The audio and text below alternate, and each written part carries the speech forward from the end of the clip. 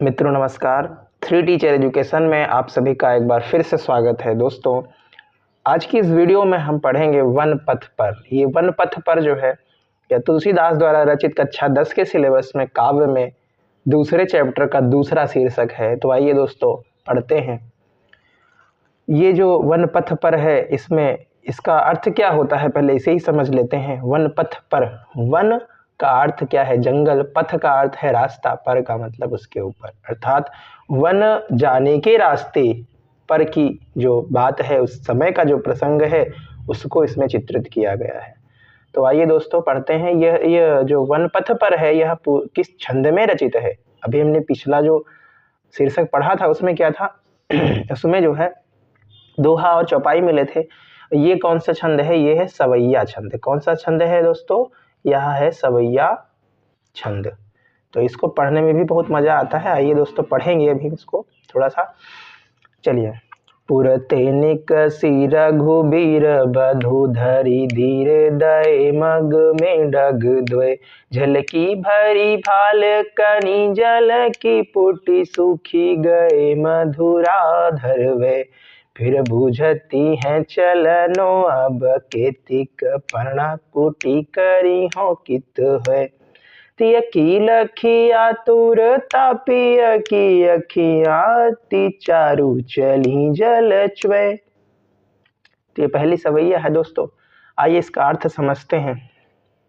पुर, पुरते, पुरते अर्थात पुर से, अर्थात नगर से। पुर का अर्थ क्या है यहाँ पर? नगर।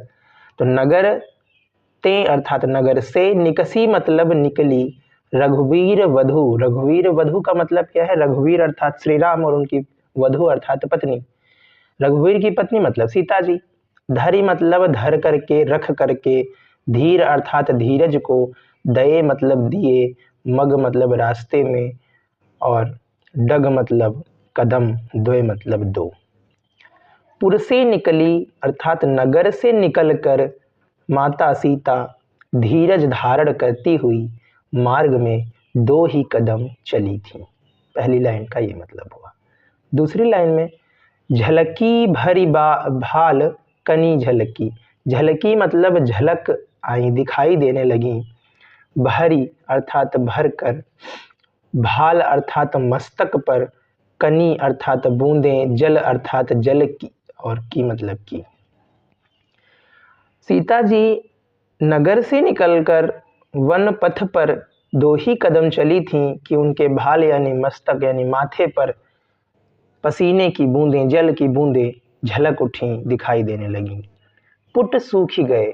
पुट का अर्थ क्या होता है? पुट का अर्थ होता है संपुट या फिर जोड़ा, मतलब कि जो होठों का, इन दोनों होठों का जो जोड़ा है, जहाँ पर इन दोनों होठों के जोड़े को ही संपुट कहते हैं और उसी ही यहाँ पर पुट कहा गया है। तो वो क्या हो गए? वो सूख ही गए, मतलब दोनों होठ सूख गए, है ना। मधुराधर, मधुराधर मतलब मधुर अधर। अधर मतलब होठ, मधुर मतलब कोमल, मीठे। मधुर का अर्थ मीठे भी होता है, मधुर का अर्थ कोमल भी होता है। तो मधुर का अर्थ हम यहाँ पर क्या लेंगे? कोमल लेंगे। कोमल अधर उनके जो है, कोमल अधर, अधरों के जो जोड़े हैं, पुट हैं, वो सूख गए। वह मतलब वे सूख गए। आई समझ में बात भैया? चलिए आगे चलते हैं। फिर बूझती हैं चलनो अब केतिक। फिर मतलब फिर, बूझती मतलब बूझती हैं, पूछती हैं, है ना। बूझती मतलब पूछती हैं, चलनो मतलब चलना, अब मतलब अब, केतिक मतलब कितना। फिर वो पूछती हैं कि अभी कितना चलना है। पर्ण कुटी, पर्ण मतलब पत्ता, कुटी मतलब कुटिया। पत्ते की कुटिया करिहो मतलब बनाओगे। कित मतलब कहाँ, है मतलब है। अर्थात वो पूछती हैं कि, फिर बूझती हैं, पूछती हैं कि अभी कितना चलना है और पत्ते की कुटिया कहाँ पर बनाएंगे। तिय की लखी आतुरता पिय की।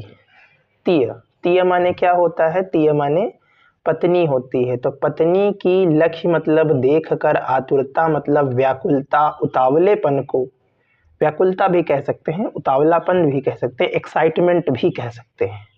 आतुरता मतलब एक्साइटमेंट, उतावलापन। पिय, पिय मतलब पिय की, पति की, अखियाँ, अखियाँ मतलब आँखें, अति मतलब अत्यंत, चारु मतलब सुंदर, चली मतलब चल पड़ी क्या, जल, जल मतलब पानी यानी अश्रु, चुए मतलब चूने लगा, गिरने लगा। अर्थात सीता जी की आतुरता को देखकर राम, श्री रामचंद्र की सुंदर आँखों से जल की बूंदें निकलने लगी, अर्थात वो रोने लगे, उनकी आंखों से आंसू निकलने लगे। उम्मीद करते हैं समझ में आया होगा पहला। आइए दूसरी सवैया को पढ़ते हैं। जल को गए लखन है लरिका, परिखो पिय छाहा घरी कह ठाड़े, पोछी पसे उबयारी करऊँ रूपाए पखारी हो भूभूरी ठाड़े। तुलसी रघुबीर प्रियाश्रम जानी के बैठी विलंब लो कंटक काढ़े, जानकी नाहा को नेह लख्यो पुल को तनु बारी बिलोचन बाढ़े। जल को गए लखन है लरिका, जल को गए मतलब जल लेने को गए हैं, लखन अर्थात लक्ष्मण, हैं मतलब हैं, लरिका मतलब लड़के ही हैं। वो क्या हैं? देवर हैं भाई, छोटे देवर हैं सीता जी के। तो सीता जी कहती हैं कि लक्ष्मण भैया जो अभी लड़के ही हैं वो जल लेने के लिए गए हैं। परिखो मतलब प्रतीक्षा कीजिए, पिय मतलब हे पिया, हे प्रियतम, हे पति परमेश्वर, प्रतीक्षा करो। छाह मतलब छाया में, घड़ी का मतलब एक घड़ी, होए मतलब हो करके, ठाढ़े मतलब खड़े होकर। हे पिया, हे पति, जल लेने को हमारे जो लखन अर्थात लक्ष्मण भैया हैं वो जल लेने के लिए गए हैं, तब तक आप उनकी प्रतीक्षा करिए जब तक वो नहीं आ जाते। और हे प्रियतम, थोड़ी देर आप छाया में बैठ जाइए, खड़े हो जाइए, है ना, एक घड़ी खड़े हो जाइए। पोंछ पसेऊं बयारी करूं, पोंछी मतलब पोंछ देती हूँ, पसेऊ मतलब पसीने को, बयारी मतलब हवा, करूं मतलब कर देती हूँ। मैं आपके चेहरे पर आए हुए पसीने को पोंछ देती हूँ और थोड़ी सी बयारी अर्थात हवा कर देती हूँ अपने आंचल से। अरु पाए पखारी हों भूभूरी ठाढ़े, अरु मतलब और, पाए मतलब पैर, पखारी हों मतलब धो दूंगी, प्रक्षालित कर दूंगी, भूभूरी अर्थात भूमि की धूल, गरम धूल को ही भूभूरी कहा जाता है। डाढ़े अर्थात ओढ़े हुए, ये जो आपके पैर गर्म धूल से ओढ़े से हो गए हैं, गर्म धूल में संलिप्त हो गए हैं, या फिर गर्म धूली आपके पैरों में लग गई है, तो उसको मैं थोड़ा सा धो दूंगी उसी जल से जो लखन लेकर के, लक्ष्मण भैया लेकर के आएंगे। आया समझ में? तुलसी रघुवीर प्रियाश्रम जानी के बैठ विलंब लो कंटक काढ़े। तुलसीदास जी कहते हैं रघुवीर अर्थात श्री राम, प्रिया मतलब अपनी प्रिय, अपनी पत्नी के, श्रम अर्थात थकी हुई, जानी मतलब जानी के, जानी के मतलब जानकर, बैठी मतलब बैठ कर, विलंब मतलब देर कर, देर तक, लो मतलब तक, है ना, विलंब मतलब देर और लो मतलब तक, कंटक मतलब कांटे, काढ़े मतलब निकाले। श्री राम जी ने माता सीता को थकी जानकर बैठकर बड़ी देर तक उनके पैरों में गड़े हुए कांटों को निकाला। जानकी नाह को नेह लख्यो, यहां समझिए, जानकी, जानकी अर्थात सीता जी, नाह मतलब नाथ, जानकी नाथ अर्थात श्री राम, उनके नेह अर्थात उनके स्नेह को, प्रेम को, लख्यो मतलब देख कर, पुलको अर्थात पुलकित हो गया, तनु अर्थात उनका शरीर, बारी अर्थात जल, विलोचन मतलब आंखों में, बाढ़े मतलब बढ़ गया या आ गया। जानकी नाथ अर्थात प्रभु श्री राम के नेह को, स्नेह को, प्रेम को देखकर सीता जी का तन पुलकित हो गया और उनकी आंखों में आंसू आ गए। आगे पढ़ते हैं। रानी मैं जानी अजानी महापबि पाहन हो तो कठोर हियो है। राजहु काज अकाज न जान्यो कह्यो तिय को जिन कान कियो है। ऐसी मनोहर मूर्ति ये बिछुरे कैसे प्रीतम लोग जियो है। आखिन में सखी राखी बेजो आखिन में सखी राखी बेजोग इन्हें किमी के बनवास दियो है। अब क्या होता है, श्री राम, माता सीता और लक्ष्मण भैया वन के लिए जा रहे हैं। तो रास्ते में कुछ गांव की महिलाएं उनको देखती हैं और कहती हैं, क्या कहती हैं आइए सुने। कहती हैं, रानी मैं जानी, हे रानी मैं जान गई। किस रानी की बात हो रही है यहाँ पर? यहाँ पर बात हो रही है कैकई माता की। माता कैकई अर्थात कैकई रानी की बात हो रही है। वो महिलाएं आपस में बात करती हैं, कहती हैं, हे रानी मैं जानी मैं जान गई। अजानी मतलब अज्ञानी, महा मतलब महान। हे रानी मैं जान गई तुम महान अज्ञानी हो, तुम्हें जरा सा भी ज्ञान नहीं है। पबि पाहन हूँ ते कठोर हियो है। पबि का मतलब होता है वज्र, पाहन का मतलब होता है पत्थर, हूँ मतलब हो, है, ते मतलब तुम्हारा, कठोर हियो है अर्थात तुम्हारा जो है वो वज्र और पत्थर से भी कठोर, हियो अर्थात हृदय है। हे रानी मैं तुम्हें जान गई कि तुम महान अज्ञानी हो और तुम्हारा जो हृदय है वो वज्र और पत्थर से भी कठोर है। राजहु काज अकाज ना जान्यो। राजहु मतलब राजा ने भी काज अर्थात कार्य, अकाज अर्थात अकार्य, न जान्यो मतलब नहीं जाना, कह्यो मतलब कहा, कहाँ, तिय मतलब तिय को मतलब पत्नी का कहाँ, को जिन कान कियो है अर्थात जिन्होंने पत्नी की कही हुई बात को माना, है ना। कह्यो तिय को मतलब पत्नी के कहने को, जिन कान कियो है, देखो कान का अर्थ यहाँ पर काम भी ले सकते हो और कान का अर्थ कान भी ले सकते हो, कि पत्नी के कहने को जिन्होंने अपने कानों में धारण किया या सुना है और वही किया है, ऐसे भी अर्थ निकाल सकते हो। या फिर ऐसे कर सकते हो कि जिन्होंने अपनी पत्नी के कहने पर पत्नी का कहना माना है और श्री राम को वनवास दिया है। ये दोनों अर्थ यहाँ पर सटीक बैठते हैं। आगे, ऐसी मनोहर मूर्ति ये, अरे ये तो ऐसी मनोहर मूर्ति हैं, ये जो तीनों जा रहे हैं, श्री रामचंद्र भगवान और माता सीता और लक्ष्मण भैया, ये जो जा रहे हैं ये ऐसी मनोहर मूर्ति हैं, ऐसी मन को हरने वाली मूर्तियां हैं। बिछुड़े अर्थात बिछुड़ कर, कैसे कैसे भाई, प्रीतम मतलब प्रेम करने वाले, लोग मतलब लोग, जियो है मतलब जिएंगे। अरे ये ऐसी मनोहर मूर्तियां हैं, इनसे बिछड़कर इनसे प्रेम करने वाले लोग कैसे जिएंगे। आखिन में सखी राखी बेजोग, आखिन में मतलब आँखों में, सखी हे सखी, आँखों में रखने के, रखीबे मतलब जोग मतलब योग्य, ये तो आँखों में रखने के योग्य हैं, आँखों में बसाने के योग्य हैं। इन्हें किमिके, इन्हें किस कारण से वनवास दियो है अर्थात वनवास दे दिया, इनको किस कारणवश वनवास दे दिया। किमि मतलब किस और कै मतलब कारण। उम्मीद करता हूँ आपको समझ में आया होगा। आगे बढ़ते हैं। शीस जटाउर बाहु विशाल बिलोचन लाल तिरछी सी भौं है। तून सरासन बान धरे तुलसी बन मार्ग में सूठी सो है।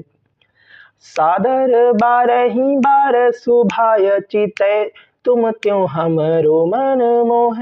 पूछती ग्राम वधु सिय सो कहो साव ऐसे रखी राव रे को है। अब क्या हुआ, अब वही महिलाओं में से एक स्त्री जो अभी बातें ऊपर कर रही थी कि किसने इनको वनवास दे दिया है, तो वो क्या कहती है सीता जी से, कहती है शीस जटा, शीस पर जटाएं, ठीक है। शीस पर जटाएं मतलब सिर पर जिनके जटाएं हैं, जटाएं मतलब बड़े बड़े बाल जो नीचे को लटक रहे हैं। उर मतलब हृदय, बाहु मतलब भुजाएं, विशाल मतलब बड़ी हैं, विशाल है। हे सीता जी से वो कहती, हे सखी, ये शीश पर जिनके जटाएं हैं, जिनका उर अर्थात हृदय अर्थात वक्ष स्थल सीना, बाहु अर्थात भुजाएं, विशाल मतलब बड़ी हैं, विशाल हैं। बिलोचन लाल, बिलोचन मतलब होता है नेत्र, लाल मतलब होता है लाल, जिनकी आंखें लाल हैं। तिरछी सी भौहें अर्थात जिनकी आईब्रोज, जिनकी भौहें तिरछी हैं। तून सरासन, देखिए तून का अर्थ क्या होता है, तरकस। तून का अर्थ होता है तरकस, तरकस मतलब जिसमें बाण रखे जाते थे, वो तरकस। सरासन, सरासन का अर्थ होता है धनुष। देखिए सरासन को अगर तोड़ेंगे तो आएगा सर प्लस आसन। सर अर्थात होता है बाण, आसन मतलब रखने का स्थान या बैठने का स्थान, मतलब बाण के रखने का स्थान। बाण जब चलाते थे तो उस पे रखते थे ना, धनुष पे, तो उसी धनुष को ही सरासन कहा गया। मतलब बाण के बैठने का स्थान, मतलब बाण चलाने के पहले जहां पर बाण बैठता था, रखा जाता था, वो होता है धनुष। तो तून सरासन बाण, बाण मतलब बाण धरे, धरे मतलब धारण किए हुए, तुलसी बन मार्ग में सुठी सो है। तुलसीदास जी कहते हैं वन मार्ग में सुठी सो है, सुठी मतलब भली प्रकार, सो है मतलब सुशोभायमान हो रहे हैं, सुशोभित हो रहे हैं। सादर 12 बार सुभाए, चितय तुम त्यों हमरो मन मोह। सादर मतलब आदर के साथ में, सम्मान के साथ में। 12 मतलब 12 बार मतलब 12 बार। सुभाए मतलब सुशोभित हो रहे हैं। चितय मतलब देख कर, तुम त्यों मतलब तुमको, हमरो मन मोह मतलब हमारा भी मन मोह ले रहे हैं। वो कहती हैं सखियां सीता माता से कि वो सादर अर्थात आदर के साथ में बार बार तुमको देखते हैं तो अत्यंत सुशोभित होते हैं, और जब वो तुमको देखते हैं तो वो हमारा भी मन मोह लेते हैं।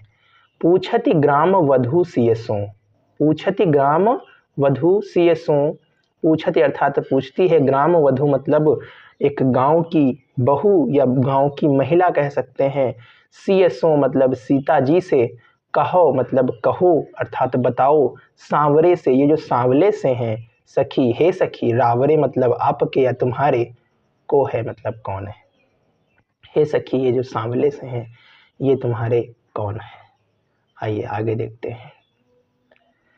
सुनि सुंदर भैन सुधारस, साने सयानी है जाने की जानी भली। तिरछे करी नैन देसैन दीने, समुझाई कछु मुस्काई चली। तुलसी ते ही अवसर सो है, सब अवलोकति लोचन लाहुअली। अनुराग तड़ाग में भानु, उदय बिगसी मनो मंजोल कंज करी। देखिए लास्ट में यहाँ पर मनो आ गया है ना, मनो मतलब जनु जानो मनु मानो। यहाँ पर कौन सा अलंकार है, उत्प्रेक्षा अलंकार है। ठीक है आगे चलिए, अभी पढ़ते हैं समझ में आएगा। सुनि सुंदर बैन सुधारस साने, सुनी मतलब सुन करके, सुंदर मतलब सुंदर, बैन मतलब वचन, सुधारस अमृत रस से साने हुए अर्थात सने हुए, अमृत रस में डूबे हुए सुंदर वचनों को सुनकर। सयानी है मतलब समझदार है, जानकी अर्थात सीता, जानी भली मतलब भली भांति जान गई। सुंदर वचनों को, सुंदर वचन जो अमृत में डूबे हुए के समान थे, अमृत में सने हुए के समान थे, उनको सुनने के बाद में जानकी माता समझदार हैं और वो जान गई भली भांति। क्या जान गई, तिरछे करी नैन देन सैन, देन दय सैन तिन्हें। तिरछे मतलब तिरछे, करी मतलब करके, नैन मतलब आंखों को, दय मतलब दे दिया, सैन मतलब संकेत, तिन्हें मतलब उनको। माता सीता ने उन ग्राम की वधुओं को, उस गांव की महिला को अपने नयनों से, अपने नेत्रों से, नैनों को तिरछा करके उनको एक संकेत दे दिया। क्या, समुझाई कछु मुस्काई चली, उनको एक संकेत दे दिया और कुछ समझाकर और कुछ मुस्कुराकर आगे बढ़ चली। तुलसी तेहि अवसर सोह सबे। तुलसीदास जी कहते हैं कि तेहि अवसर मतलब इस अवसर पर, ठीक है। तुलसीदास जी क्या कहते हैं, तेहि मतलब इस, अवसर मतलब अवसर, मौके, सोहे मतलब सुशोभित होते हैं, सभय मतलब सभी, मतलब श्री राम, माता सीता और भैया लक्ष्मण ऐसे सुशोभित हो रहे हैं, ये सभी इस समय ऐसे सुशोभित हो रहे हैं जिनको देखकर, अवलोकति मतलब देखकर, लोचन लाहु अली, अली मतलब होता है सखी, लाहु मतलब होता है लाभ, लोचन मतलब होता है आंख। सखियां क्या कहती हैं, उनको देखकर कि आज हमारे नेत्र होने का लाभ हमें मिल गया। मतलब नेत्र ना होते तो ऐसी सुंदर मूर्तियों को हम कैसे देख पाते। तो उनको समझ में आया कि जो नेत्र होते हैं उनका क्या लाभ होता है, उनको देखकर वो ये चीज समझ गई। अनुराग तड़ाग में भानु उदय बिगसी मनुमंजुल कंजकली। अब यहाँ पर देखिए नीचे वाली लाइन में रूपक अलंकार और उत्प्रेक्षा अलंकार दोनों हैं।